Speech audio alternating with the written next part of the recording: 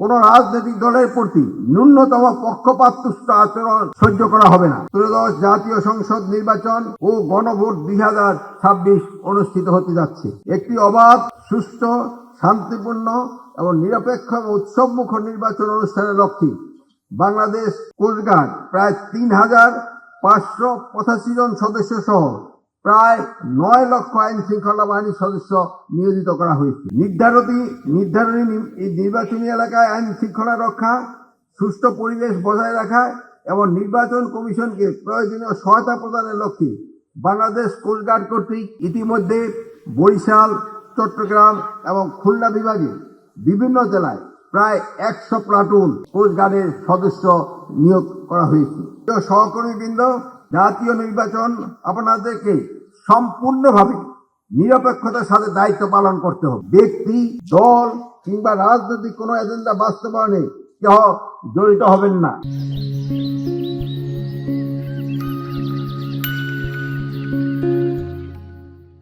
নির্বাচনে আপনারা আইন, বিধি ও জননিরাপত্তা, জনসেবা এবং জনকল্যাণকে প্রাধান্য দিয়ে কাজ করবেন। আপনারা রাষ্ট্রের কর্মচারী। কোন রাজনৈতিক দলের প্রতি ন্যূনতম পক্ষপাতদুষ্ট আচরণ সহ্য করা হবে না। যদি কারো বিরুদ্ধে কোন প্রকার কোন প্রার্থীর পক্ষে কাজ করার বা কোন দলীয় এজেন্ডা বাস্তবায়নের প্রমাণ পাওয়া যায়, তবে তার বিরুদ্ধে আইনানুগ ব্যবস্থা গ্রহণ করা হবে। এ ব্যাপারে সরকার বিন্দুমাত্র শৈথল্য প্রদর্শন করবেন না।